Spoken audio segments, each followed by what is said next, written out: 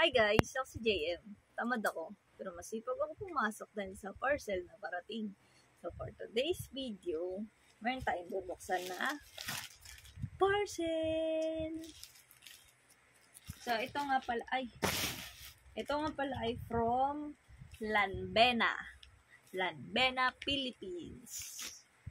Kitang pangalan, parang Sayaw Lambada. So yan, tara, buksan na natin.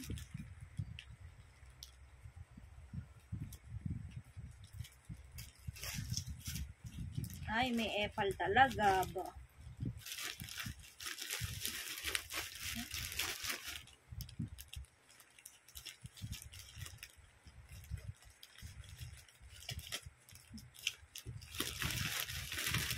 Ay, ang gagawin ko pa naman sana itong basurahan pero ay na magbuksan ng maayos. Ayan.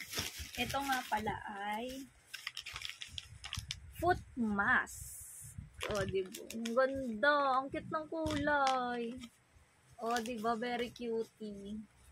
So, ayan. Sa mga mahilig magpa-puts pa dyan, alam niyo tong product na to. So, para hindi kayo laging nagpapaputs pa, pwede nyo din itry ito. Ibababad nyo to sa paa nyo. Ito ay yung pang-alis na mga kalyo-kalyo ba? Yung mga dead skin, hindi ba magaspang yung mga paa natin? So, ito yun. Pusa siyang magbabalat yung paa nyo para iwas puts pa na rin. Parang DIY puts pa nyo na to sa bahay. So, ayan, meron siyang iba-ibang variant. Ano ba tawag? Hindi naman to flavor eh. Lagi ako flavor, pagkain. So, meron silang aloe vera foot peel, itong kulay green.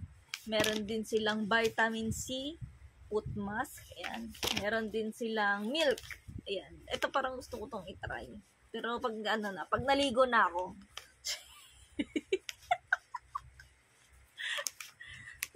So kapal. Kasi yung ibang makikita niya na ganito, lalo dun sa isang sikat na bilihan, medyo maninipis siya. Pero ito makapal. See? Look. Sa mga first time gagamit nito, ito po ay basa. Pag binuksan nyo, minsan doble to, may plastic. Minsan naman yung parang mesh lang yung niya, yung tela. Ang alam ko kasi yung iba parang ano bang tawag doon? Yung garang ganito yung texture ng pagka-plastic niya. Tapos sa loob parang may mesh. Doon mo isusuot yung paa mo. Tapos kailangan mo siyang ibabad ng 30 to 45 minutes or dito kasi minsan 60 to 90 minutes mo siyang ibababad bago mo siya tanggalin. So, ayun, mapapansin nyo dito na unti-unti siyang magpipil yung balat ng paa nyo and lalambot na siya para hindi na kayo pupunta sa salon para magpa-puts pa. Pwede na to sa inyo.